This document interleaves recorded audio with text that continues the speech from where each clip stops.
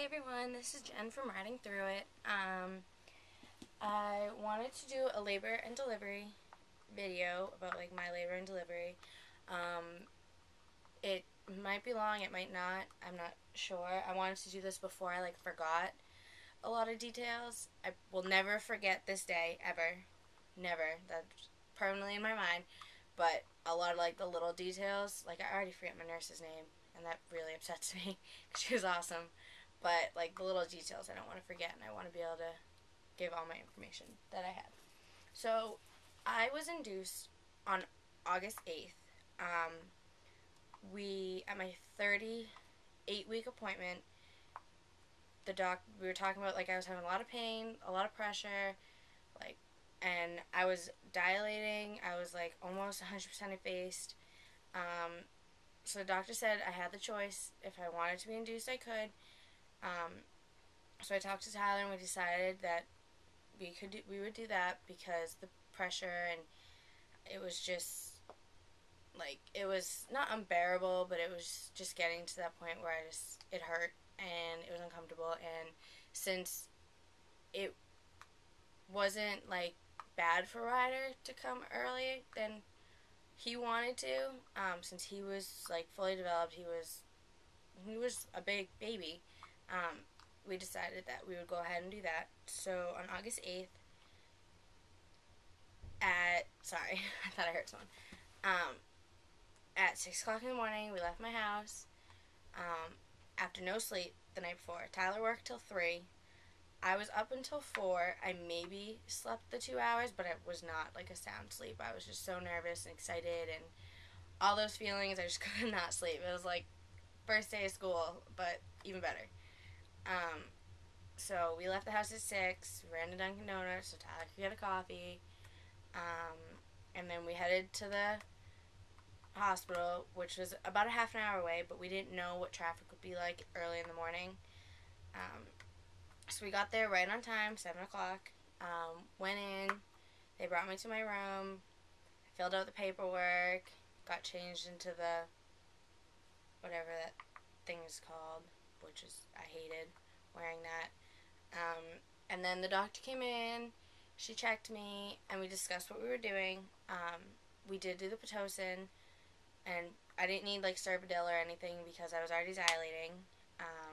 I was 2 centimeters when she checked me, and I think 100% effaced, but I'm not 100% sure on that.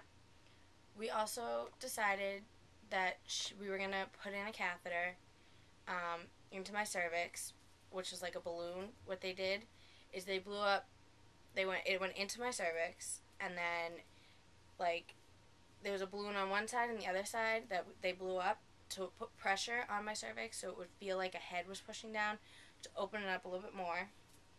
And that was very, very painful. It was not fun at all. It was very painful, and then I had a lot of cramping after. So that was at 8. Sorry, this is going to be a mess because I still have mommy brain and I'm scatterbrained too, so I jump back and forth. But anyway, so at 9 o'clock in the morning, I was having a lot of cramping, which we all thought was contractions because they had put in the Pitocin. So they gave me a shot to help with the pain. It made me really not there, I guess. I fell asleep. It made me so tired. Within 10 minutes, I was could not keep my eyes open, and I went to sleep, which was really good because I didn't sleep at all the night before. So at 9, we slept on and off till 2. They kept coming in, making sure I was okay, and stuff like that. I would wake up for a little bit and go back to sleep because nothing was going on, so what was the point? So then I was feeling nothing. I could feel tightness, and we could see the contractions on the screen, but they didn't hurt. They didn't, they just nothing. So we asked, we were like, oh, is the shot still working? That's why she's not feeling it. And they were like, no, that wore off hours ago. So it was just, I wasn't having any pain. They told me to, prepare for possibly going home, because if there's no pain, there's no the cervix isn't opening. So I was like devastated, and we talked to the nurse, and we're like, well, if I walk around, could that possibly help move things along? And she's like, yeah, you can walk around. So at like 3, I started walking around, which it was really uncomfortable with the balloon. It was uncomfortable. But, so I walked around for like a few hours. My doctor was in delivery, so that's why I had to wait so long before they could like check on the catheter and actually take it out and check me. So at like 4:30, she came in and she checked me, and I was 5 centimeters. So that whole time I had been dilating, and I was staying, and I was so excited. Um, so she then broke my water, and that's when the real pain started. It really hurt. So I walked around for like an hour. She wanted me to labor it out a little bit before getting like an epidural or anything, because the epidural can stop labor, and I really did not want a C-section. Like, they freak me out. I will do anything to stay away from a C-section. So she had me walk around for like an hour, and then I tried the tub, and that worked for like a good 20 minutes, and then it just stopped working. I was in too much pain. I just wanted to get out of there. Like, I just wanted out of the tub. So they took me out, brought me back to the room. I like dried off, got the whatever that thing is called back on, and they called the anesthesiologist down. He was literally outside the door about to walk in, and I started throwing up. I don't know why. I just started feeling nauseous, and I started throwing up. Which one thing labor does to you is, like, I used to not blow my nose near Tyler because I didn't want him hearing me blow my nose. Like, I don't know why. But throughout my labor, I was peeing with the door open, and he could see, like, me sitting on the toilet peeing, and I was throwing up into something he was holding. Like, you just don't care throughout labor, especially when you're in that much pain. But anyway, that was just a side note. So I started throwing up. He had to leave, the anesthesiologist. He couldn't come in. I stopped. They had put something in my IV to, like, stop my nausea, which I don't know why I started. Some people, I guess, just get nauseous during labor. So the anesthesiologist came in, prepped me, and a lot of people have told me that, like, it hurts and it's like a burning sensation, and which I don't like shots or anything like that. And I was like, oh great, a needle going into my spine, this is gonna be awesome. But they had me like lean over a pillow, and I just breathed, concentrated on my breathing, and I didn't feel it at all. Like, he's like, okay, you're done, and I was like, really? Like, didn't feel it at all. So that was around like 6:45. It like kicked in right away. He was still in the room when I started to feel better, and I told him he was my new best friend. Yeah. I was like, you're my new best friend. He was like, I hear that a lot. I was like, well, it's true. So I had a nurse who came in with me at 7 in the morning, and I had her through the day. She was so nice, so helpful. Like, she was just one of those people that, like, she relaxed me. Like, I wasn't nervous with her around. She, like, helped me through the pain. She truly cared about her job and the people she worked with. She wasn't just there to make money.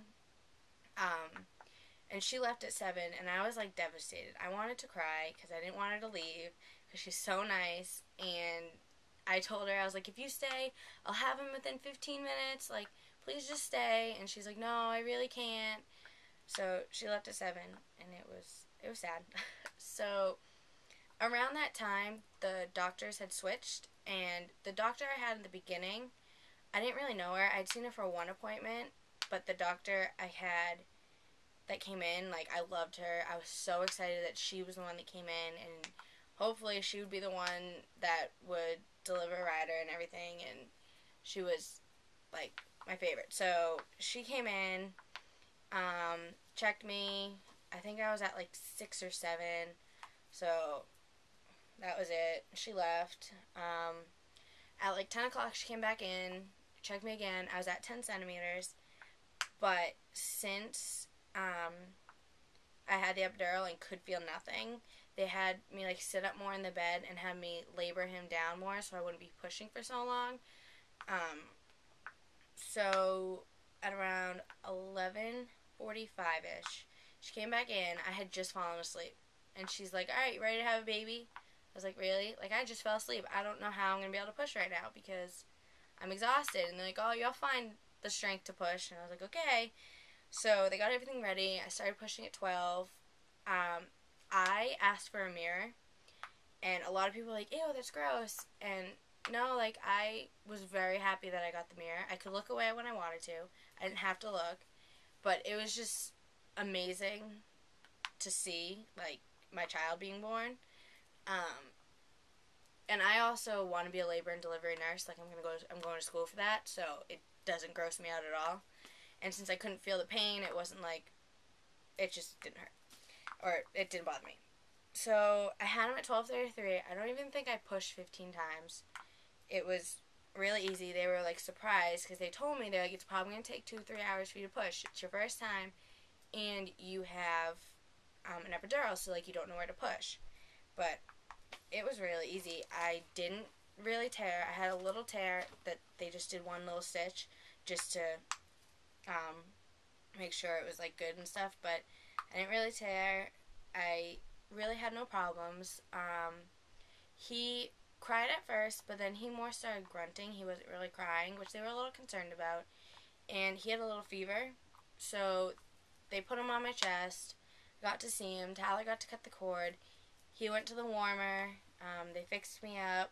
I got to hold him some more. My mom was in the delivery room while I had him.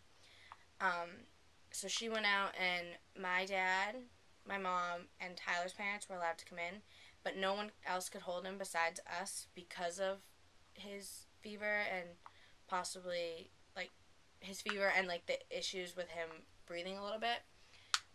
So they got to come in and see him, and then they left, and then Tyler went down with Ryder to the nursery, and then a couple hours later, they brought him back to me, like an hour later. They fixed me up while they did that, and like turned off all the IVs and all that stuff, and so they brought him back to me. I got to feed him his first bottle, which was really cool. And it was just absolutely amazing. Like, people are like, oh, I'd never go back to, like, birth and all that. They're like, oh, I'm done with that. And I'm like, no, I wish I could go back to the day he was born. It was just an amazing experience. Thankfully, it wasn't traumatic. Like, nothing bad happened. I didn't really tear. I didn't have to have a C-section, nothing like that. But it really was just an amazing experience. And I can't wait to have another baby. Not anytime soon. Like 5 years from now, at least. But yeah. So I guess that's it for like my labor and delivery. I'm probably gonna do a video about my postpartum stay, like my maternity stay for the couple of days I was there. That was interesting. But so that's it for this. So I guess just follow the Instagram. I say this every time. Follow the Instagram, follow the blog, follow Facebook, and I guess that's all. I think I hear Ryder waking up, so good timing. So have a great day.